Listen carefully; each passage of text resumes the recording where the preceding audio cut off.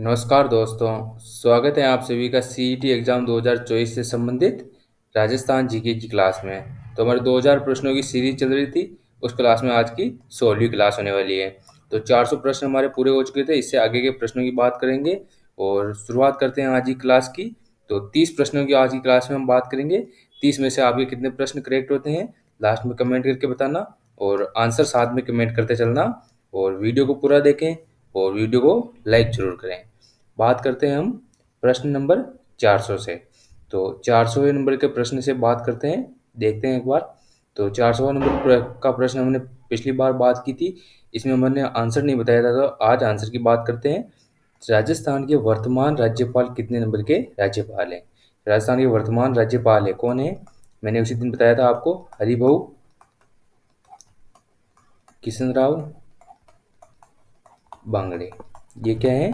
राजस्थान के नवीनतम राज्यपाल है 2024 में। तो बात करते हैं 44वें, 45वें, 46वें, 49वें। तो कितने नंबर के राज्यपाल हैं? 45वें राज्यपाल हैं। और 44वें कौन थे? तो 44वें कौन थे? कलराज मिश्र। अगले प्रश्न की बात करते हैं, 401वां प्रश्न। 401वां प्रश्न है, भीलों में विवाह के अवसर पर किया जाने वाला नृत्य कहलाता है। भीलों में विवाह के अवसर पर किया जाता है, वो नृत्य कौन सा है? बात करते हैं गौरी नृत्य, घेर नृत्य, हाथी मना नृत्य, नेजा नृत्य। तो ये चारों नृत्य भीलों से संबंधित हैं। इनमें जो भीलों में विवाह के अवसर पर किया जाने वाला नृत्य है वो कौन सा है? तो ऑप्शन सी करेक्ट हो जाएगा, हाथी मना नृत्य। हाथी मना नृत्य जो है वो स्त्री और पुरुषों दोनों के द्वारा कब किया जाता है? तो ये भीलों के मतलब कि विवाह के अवसर पर किया जाता है। इसके अलावा बात करें घेर, घेर नृत्य जो है वो मतलब कि पुरुषों का पुरुष प्रधान नृत्य है। कौन सा?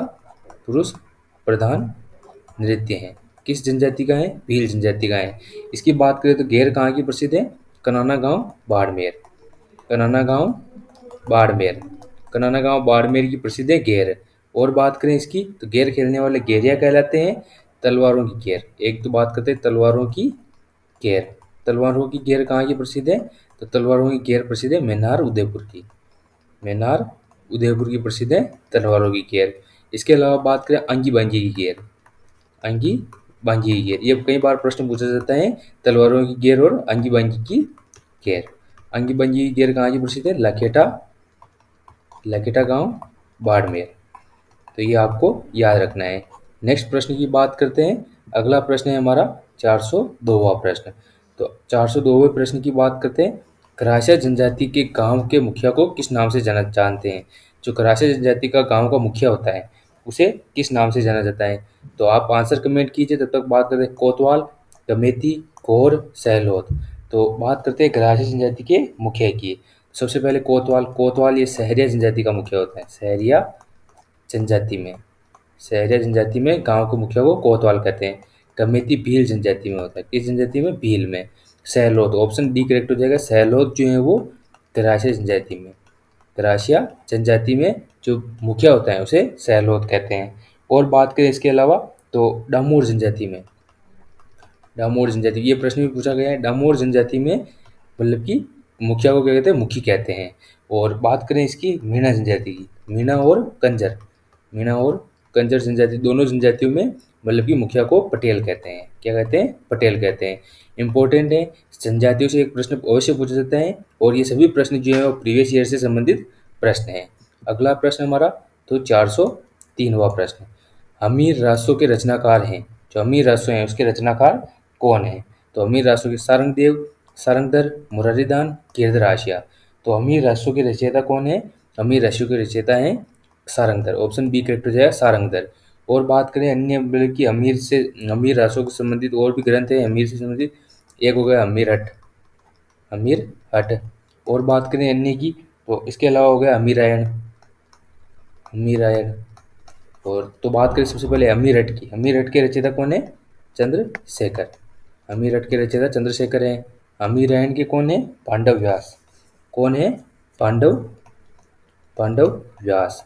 और बात करें अन्य की तो और बात करते हैं अमीर बंधन। अमीर बंधन किसका है? अमीर बंधन, अमीर बंधन किसका है? अमृत कैलाश का, अमृत कैलाश का। इसके अलावा बात करें और तो अमीर महाकाव्य, अमीर महाकाव्य किसका है? नयन चंद्र सूरी का। अमीर महाकाव्य किसका है? नयनचंद्र सूरी। नयनचंद्र सूरी का है। और बात करें इसके अलावा तो हमीर मधुमर्दन जो है जय सिंह सूरी का है। ये सभी जो है हमीर से संबंधित ग्रंथ है, इंपॉर्टेंट है, एक प्रश्न अवश्य पूछा जाता है। और आप सभी कमेंट कीजिए जो राणा जो मतलब कि कहाँ का शासक? तो रणथंभौर का शासक। रणथंभौर का शासक जो अमीर था, रणथंभौर का अमीर, उसके द्वारा एक पुस्तक लिखी गई थी। उस पुस्तक का नाम आप कमेंट बॉक्स में कमेंट कीजिए। जो रणथंभौर का शासक था, प्रतापी शासक था अमीर, उसने पुस्तक लिखी थी, उसका नाम क्या था? अगला प्रश्न, तो अगला प्रश्न है 404वां प्रश्न। जीण माता किस राजपूत वंश की कुलदेवी है?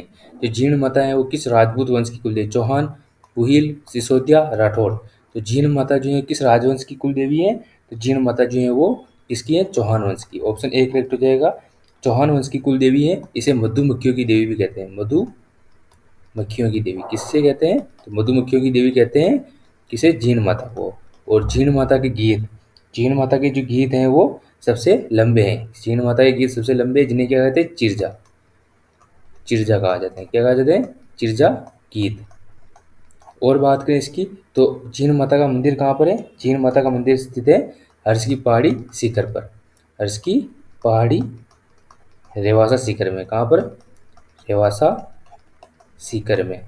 और बात करें इसकी, तो जीण माता जी हैं वो, उसके मंदिर का निर्माण पृथ्वीराज चौहान प्रथम था। उसका जो मतलब कि सामंत था अट्टर मोटिल ने इसका निर्माण करवाया। अगले प्रश्न की बात करते हैं। रसिक संप्रदाय का प्रवर्तक कौन था? जो रसिक संप्रदाय था वो किसके द्वारा चलाया गया था? तो बात करते हैं अचल दास जी, अग्रदास जी, ईसर दास जी, गिरधर दास जी। तो जो रसिक संप्रदाय था, रसिक संप्रदाय के संस्थापक किसे कहा जाता है? तो रसिक संप्रदाय के संस्थापक हैं अग्रदास जी। ऑप्शन बी करेक्ट हो जाएगा। अग्रदास जी जो है वो रसिक संप्रदाय के संस्थापक कहलाते हैं। अगला प्रश्न हमारा, तो अगला प्रश्न है जयदयाल और चैतराम का संबंध किससे है? जयदयाल और चैतराम जो कि हैं वो किससे संबंधित हैं? तो बात करते हैं तुरा कलंगी ख्याल से, जयपुरी ख्याल से, शेखावटी ख्याल से, येलो ख्याल से। तो जयदयाल और चैतराम का संबंध किससे है? तो जयदयाल और चैतराम इसका संबंध है हमारे तुरा कलंगी ख्याल से। तुरा कलंगी ख्याल से। ऑप्शन ए करेक्ट हो जाएगा। तुरा कलंगी ख्याल से संबंधित जयदयाल, चैतराम और एक कौन है? अमीर बेग। अमीर बेग। और ये के प्रश्न भी पूछा गया है, अमीर बेग का संबंध कहाँ से था? चित्तौड़ से। चित्तौड़ और निम्बाड़ा का प्रसिद्ध है तुरा कलंगी ख्याल, और अमीर बेग जो है उसका संबंध मतलब कि चित्तौड़ से है। और बात करें शेखावटी ख्याल की, शेखावटी ख्याल के प्रमुख मतलब कि कौन है? तो ख्याल के कौन है? नानूराम और दुलिया राणा। और दुलिया राणा ये प्रमुख कलाकार हैं किसके? तो शेखावटी ख्याल के। अगला प्रश्न हमारा, तो 407वां प्रश्न। 407वां प्रश्न क्या है? नृत्य शैली जो करासी जनजाति से संबंधित नहीं है। कौन सी नृत्य शैली है जो करासी जनजाति से संबंधित नहीं है? वालर, मांदल, गवरी, लूर। जो नृत्य शैली करासी जनजाति से कौन सी संबंधित नहीं है, तो कौन सी हो गई? तो ऑप्शन सी करेक्ट हो जाएगा, गवरी। गवरी जो है वो भीलों का नृत्य है। गौरी यह क्या है? भीलों का नृत्य है। और भीलों का नृत्य है, इसे अन्य किस नाम से जाना जाता है? रई। रई नाम से इसे जाना जाता है गौरी नृत्य को। बात करें ग्रासी जनजाति के नृत्य की, वालर, मांदल, लूर और अन्य नृत्य कौन से हैं? तो अन्य नृत्यों की बात करते हैं रायण, मौर्या, जवारा और कौन से? कूद। ये सब जो है वो किस प्रकार के नृत्य हैं? तो ये ग्रासी जनजाति के नृत्य हैं। और बात करें एक तो कूद नृत्य और स्त्री और पुरुष दोनों का है। मौर्य नृत्य, मौर्य नृत्य ओनली पुरुषों का है। और इनमें वालर नृत्य जो है ग्रासियों का घूमर कहलाता है। अगला प्रश्न 408वां प्रश्न। गोपाल सैनी का संबंध राजस्थान की किस हस्तकला से है? राजस्थान की किस हस्तकला से गोपाल सैनी? टेराकोटा, ब्लू पोटरी, काष्ठकला, थेवा कला। तो गोपाल सैनी का संबंध किस कला से है? तो गोपाल सैनी का संबंध है ब्लू पोटरी से। ऑप्शन बी करेक्ट हो जाएगा। ब्लू पोटरी के वर्तमान कलाकार कौन है? गोपाल सैनी, जिसका संबंध किससे है? जयपुर से है। जिसका संबंध जयपुर से है। और बात करते हैं इसके अलावा, तो जो ब्लू पोटरी के प्रसिद्ध कलाकार थे वो कौन थे? कृपाल सिंह शेखावत। कृपाल सिंह शेखावत जो थे वो ब्लू पोटरी के प्रसिद्ध कलाकार थे। अगला प्रश्न हमारा, तो अगला प्रश्न है बड़ा बाघ की छतरियां का संबंध किस जिले से है? बड़ा बाघ की छतरियां जो है किस जिले में स्थित हैं? जयपुर, जोधपुर, जैसलमेर, मेवाड़। तो जो बड़ा बाघ की छतरियां हैं वो कहाँ पे हैं? तो ऑप्शन सी करेक्ट हो जाएगा, जैसलमेर में। बड़ा भाग की छतरियाँ जो हैं वो जैसलमेर में हैं। जयपुर में स्थित छतरियों को क्या कहते हैं? गेटौर की छतरियाँ। गेटौर की छतरियाँ। जोधपुर में स्थित छतरियाँ हैं काका की छतरियाँ या फिर मंडोर की छतरियाँ, काका की छतरियाँ। और बात करें इसके अलावा तो मेवाड़ में क्या है? उदयपुर में स्थित आहड़, आहड़ या फिर महासतियाँ, महासतियाँ कहा लेती हैं। और बूंदी में स्थित छतरियों को क्या कहते हैं? देवी कुंड की छतरियाँ। सॉरी, देवी कुंड की छतरियाँ तो है बीकानेर में, देवी कुंड की छतरियाँ तो हैं बीकानेर में। और बात करें बूंदी की, तो बूंदी में स्थित है हमारे किसकी छतरियाँ? केसर बाग, केसर बाग की छतरियाँ कहाँ पर हैं? बूंदी में। अगले प्रश्न की बात करते हैं। 410वां प्रश्न है, हर्षद माता का मंदिर कहाँ स्थित है? जो हर्षद माता मंदिर है वो कहाँ पर स्थित है? पांडारेज, आभानेरी, ओशिया, रेवासा। तो हर्षद माता का मंदिर कहाँ पर स्थित है? हर्षद माता का मंदिर स्थित है आभानेरी दौसा में, आभानेरी दौसा में। और हर्षद माता का मंदिर जो है वो क्या है? मतलब कि गुर्जर प्रत्याहार कालीन, गुर्जर प्रत्याहार कालीन अंतिम मंदिर है, गुर्जर प्रत्याहार कालीन अंतिम मंदिर है। किस शैली में बना है? पंचायतन शैली में बना है। और इसका निर्माण किसने करवाया? इसके पास थी चांद बावड़ी, इसके पास ही चांद बावड़ी है, उसका निर्माण किसने करवाया? मिहिर भोज ने। किसने? मिहिर भोज ने इसका निर्माण करवाया। अगला प्रश्न है हमारा तो 411वां प्रश्न। 411वां प्रश्न है, नाना साहब का झालरा, इब्राहिम का झालरा जलाशय किस किले में अवस्थित है? नाना साहब का झालरा और इब्राहिम का झालरा ये कहाँ पर स्थित है? तारागढ़, गागरोन, बाला किला, भड़नेर दुर्ग। तो नाना साहब का झालरा, इब्राहिम का झालरा एक किस दुर्ग में स्थित है? तारागढ़ अजमेर में, तारागढ़ अजमेर जो दुर्ग है वहाँ पर स्थित है नाना साहब का झालरा, इब्राहिम का झालरा। और तारागढ़ अजमेर को ही क्या कहते हैं? गढ़ बीटली दुर्ग। किसे कहते हैं? तारागढ़ अजमेर को गढ़ बीटली कहते हैं। और कहते हैं राजस्थान का जिब्राल्टर, राजस्थान का जिब्राल्टर या दुनिया का दूसरा जिब्राल्टर, ये किसे कहते हैं? तारागढ़ दुर्ग को। और यहाँ पर स्थित है मीरान साहब की दरगाह, मीरान साहब की दरगाह। अगले प्रश्न की बात करते हैं। तो अगला प्रश्न है हमारा 412वां प्रश्न। 412वां प्रश्न है, समिति जिसकी सिफारिश पर जयपुर को राजधानी बनाया गया था? कौन सी समिति थी जिसकी सिफारिश पर जयपुर को राजधानी बनाया गया था? और बात करते हैं शंकर देव राय समिति, फैजल अली आयोग, सत्यनारायण राव समिति, वीपी मेनन समिति। तो कौन से चरण में जयपुर को राजधानी बनाया गया था? आप कमेंट करके बताइए कौन से चरण में। और बात करते हैं सबसे पहले कौन सी समिति थी जिसकी सिफारिश पर जयपुर को राजधानी बनाया गया? जो सत्यनारायण राव समिति, जो सत्यनारायण राव समिति थी उसकी सिफारिश पर जयपुर को राजधानी बनाया गया। और बात करें हम अलग तो जो शंकरदेव राय समिति थी, शंकरदेव राय समिति, इसकी सिफारिश पर जो प्रथम चरण में मत्स्य संघ बना था, प्रथम चरण में मत्स्य संघ बना था। और चौथे चरण में जो वृहद राजस्थान बना था उसको और उसको दोनों को मिलाया गया था। और पांचवें चरण की मतलब की स्थापना हुई थी। पांचवा चरण कंप्लीट हुआ था शंकरदेव राय समिति की सिफारिश पर।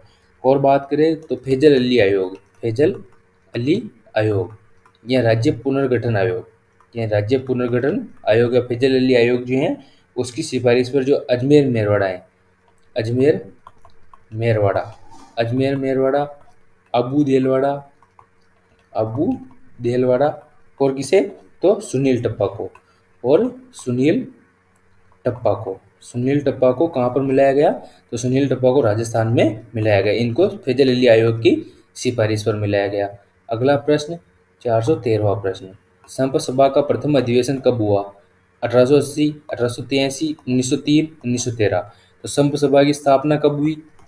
स्थापना आप कमेंट कीजिए, तब तक बात करते हैं इस प्रथम अधिवेशन की। तो संप सभा का प्रथम अधिवेशन हुआ 1903 में, संप सभा का प्रथम अधिवेशन 1903 में हुआ।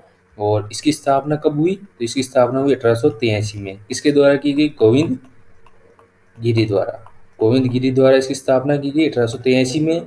1913 में इसका दूसरा अधिवेशन हुआ, 1913 में सेकंड अधिवेशन हुआ, 1913 में सेकंड अधिवेशन हुआ।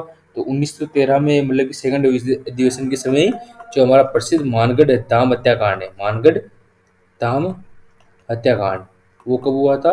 तो 1913 में ही हुआ था मानगढ़ हत्याकांड। कब हुआ था? 17 नवंबर 1913 को, 17 नवंबर 1913 को। अगला प्रश्न हमारा तो 414वां प्रश्न, 414वां प्रश्न है, निमुचना हत्याकांड का संबंध किस रियासत से है? जो निमुचना हत्याकांड है उसका संबंध किस रियासत से है? जयपुर, भरतपुर, सिरोही, अलवर। तो नीमूचना हत्याकांड का संबंध जो है वो किस रियासत से है? तो ये हो जाएगा हमारे कौन सी रियासत? अलवर रियासत। ऑप्शन डी करेक्ट हो जाएगा, अलवर रियासत से है। उस समय यहाँ का शासक कौन था? महाराजा जय सिंह। महाराजा जय सिंह जो था उस समय यहाँ का शासक था। और बात करें इसकी तो नीमूचना हत्याकांड कब हुआ था? 14 मई 1925 को। 14 मई 1925 को नीमूचना हत्याकांड हुआ था। और इससे संबंधित है महाराजा जय सिंह, और अलवर रियासत से संबंधित है। और इसे गांधी जी, जो महात्मा गांधी जी थे, महात्मा गांधी जी ने इसे, जो यंग इंडिया पत्रकार था, यंग इंडिया पत्रकारिता जो थी उसमें क्या कहा? दोहरी डायरशाही कहा। यंग इंडिया में दोहरी डायरशाही कहा। अगला प्रश्न हमारा तो 415वां प्रश्न, निम्न में से किस प्रजामंडल की स्थापना राज्य के बाहर हुई थी? कौन सा प्रजामंडल है जिसकी स्थापना राजस्थान से बाहर हुई थी? जैसलमेर, जोधपुर, मेवाड़, सिरोही। तो कौन से प्रजामंडल की स्थापना राज्य से बाहर हुई थी? सिरोही प्रजामंडल की। और सिरोही प्रजामंडल की राज्य से बाहर कहाँ पर हुई थी? मुंबई में।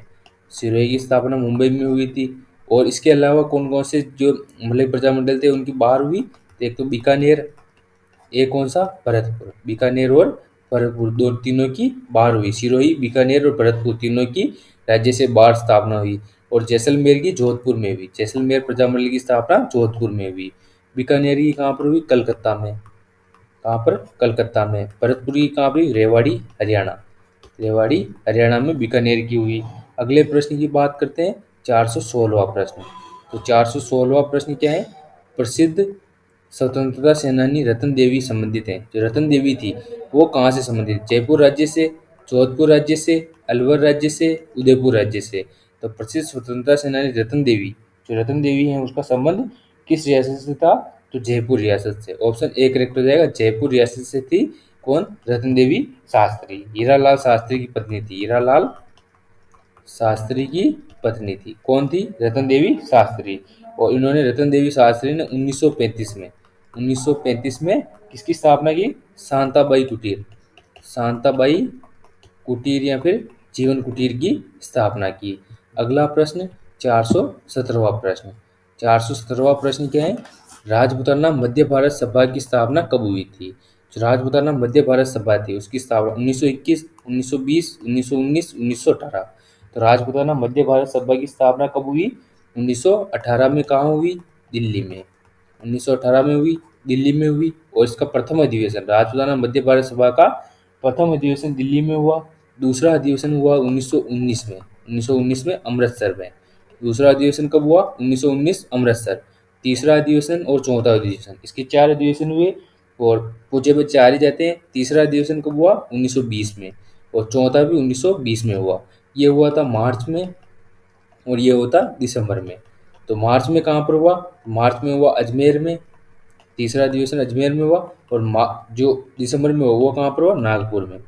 दिसंबर में नागपुर में हुआ। अगला प्रश्न हमारा 418वां प्रश्न। 418वां प्रश्न, 1857 क्रांति के समय डूंगरपुर का शासक कौन था? राम सिंह, मदन सिंह, विनय सिंह, उदय सिंह।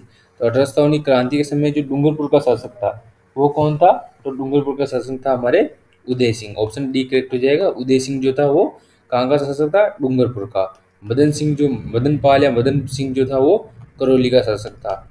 करौली का शासक था। विनय सिंह अलवर का शासक था। अलवर का शासक था। नेक्स्ट प्रश्न 419वां प्रश्न। 419वां प्रश्न है, हसमत वाला शासक किसे कहा जाता है?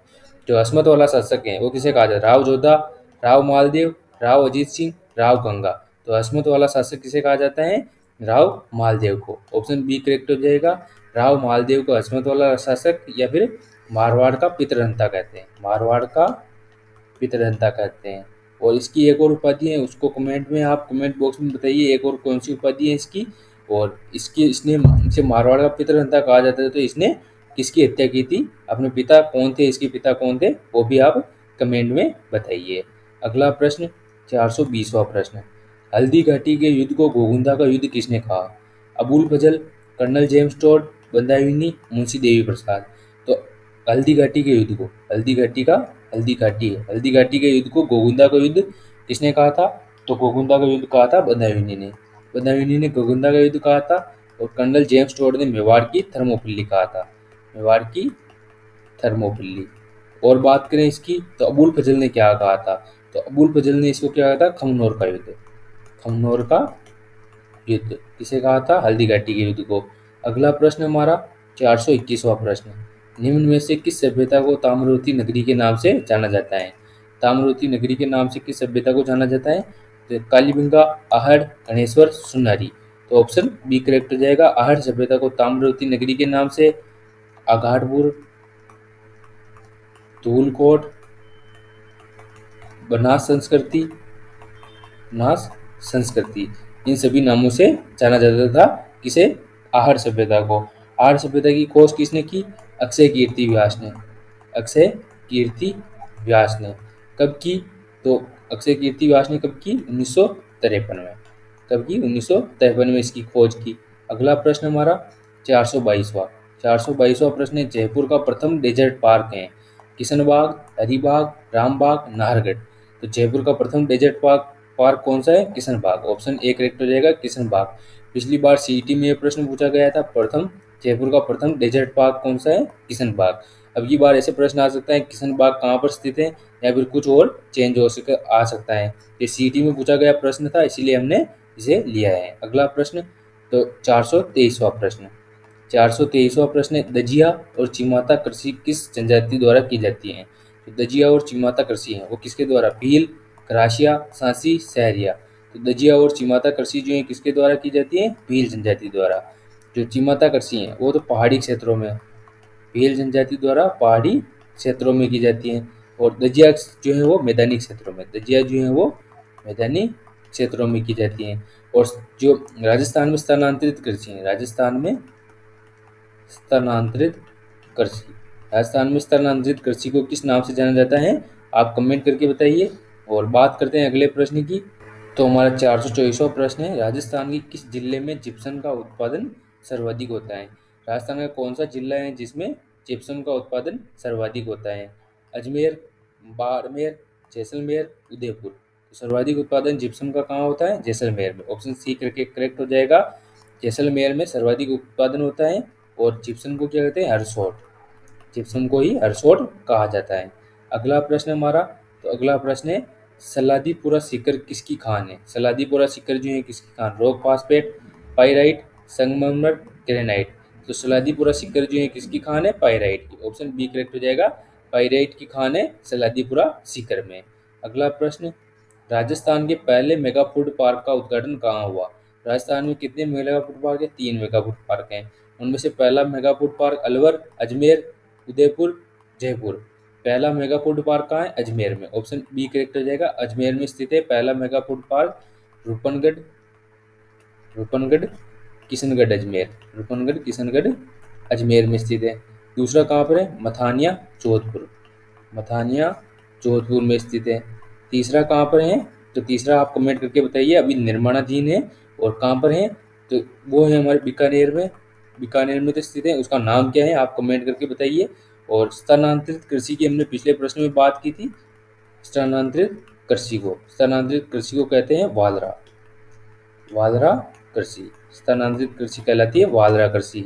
ये इसका प्रश्न भाई कई बार पूछा जाता है, इंपॉर्टेंट है, याद रखना आप। अगला प्रश्न 427वां प्रश्न। 427वां प्रश्न है, किस विधानसभा चुनाव में राजस्थान की विधानसभा सदस्यों की संख्या 184 से बढ़कर 200 हुई थी? पांचवें, छठे, सातवें, चौथे। तो कौन सी विधानसभा थी जिसमें मतलब कि 184 से बढ़कर मतलब कि 200 हुई थी? तो 184 किस विधानसभा चुनाव में हुई थी? तो आप कमेंट करके बताइए 184 किस में हुई थी। बात करते हैं 200 कब हुई थी? 200 छठी विधानसभा में हुई थी। छठी विधानसभा में हुई थी। इसमें पहले गैर कांग्रेसी मुख्यमंत्री बने थे, गैर कांग्रेसी मुख्यमंत्री बने थे भैरव सिंह शेखावत, भैरव सिंह शेखावत। और भैरव सिंह की शेखावत की समय कब हुई थी? 1977 में। 1977 में विधानसभा सदस्यों की संख्या 200 हुई थी। 184 हमारी चौथी विधानसभा में हुई, चौथी विधानसभा में 184 हुई थी। अगला प्रश्न 428वां प्रश्न। 428वां प्रश्न है, 428वां प्रश्न क्या है? राजस्थान में उच्च न्यायालय की प्रमुख पीठ कहाँ स्थापित है? उदयपुर, जयपुर, अजमेर, जोधपुर। राजस्थान में उच्च न्यायालय की प्रमुख पीठ कहाँ पर है? जोधपुर में। जोधपुर में उच्च न्यायालय की प्रमुख पीठ है। कब स्थापित की गई? 29 अगस्त 1949 को। 29 अगस्त 1949 को यहाँ पर स्थापित की गई उच्च न्यायालय की प्रमुख पीठ। और किसने उद्घाटन किया? स्वाभिमान सिंह ने। स्वाभिमान सिंह स्वाभिमान सिंह जो था उसने उद्घाटन किया था। अगला प्रश्न हमारा, तो अगला प्रश्न है राज्य मानवाधिकार आयोग के वर्तमान अध्यक्ष कौन है? इंपॉर्टेंट क्वेश्चन है, तो याद रखिएगा। वर्तमान अध्यक्ष 2024 में नए बने हैं। तो वर्तमान अध्यक्ष कौन है? गोपाल कृष्ण व्यास, कांता कुमारी भटनागर, गंगाराम मूलचंदानी। तो बात करें इसकी, प्रथम अध्यक्ष तो थी हमारी कांता भटनागर। प्रथम अध्यक्ष थी मानवाधिकार आयोग की कांता भटनागर। और अभी कौन है? Gangaram Moolchandani. Option C correct हो जाएगा। 2024 में बने हैं गंगाराम मूलचंदानी। और इससे पहले गोपाल कृष्ण व्यास थे। इससे पहले गोपाल कृष्ण व्यास थे 2023 तक। बात करते हैं अगले प्रश्न की, 230वां प्रश्न। तो राजस्थान लोक सेवा आयोग कब अस्तित्व में आया? तो राजस्थान लोक सेवा आयोग जो आरपीएससी है, आरपीएससी, इसकी स्थापना कब हुई? 29 सितंबर 1949, 22 नवंबर 1950, 29 दिसंबर 1949, 22 नवंबर 1952। तो राजस्थान लोक सेवा आयोग अस्तित्व में कब आया? 29 दिसंबर 1949 में राजस्थान लोक सेवा आयोग की स्थापना की गई। और इसके प्रथम अध्यक्ष एस के घोष थे। प्रथम अध्यक्ष कौन थे? एस के घोष थे। और अभी वर्तमान अध्यक्ष कौन है? संजय कुमार श्रोत्रिय। संजय कुमार श्रोत्रिय ये वर्तमान अध्यक्ष हैं वर्तमान में। और ये कौन से हो गए? एस के घोष जो फर्स्ट अध्यक्ष थे। तो दोस्तों ये थी हमारी 30 प्रश्नों की क्लास। 30 प्रश्नों में से आपके कितने प्रश्न करेक्ट होते हैं कमेंट बॉक्स में कमेंट करके बताना। और क्लास आपको अच्छी लगी हो क्लास को लाइक करें, और चैनल पर नए हो चैनल को सब्सक्राइब करें। धन्यवाद।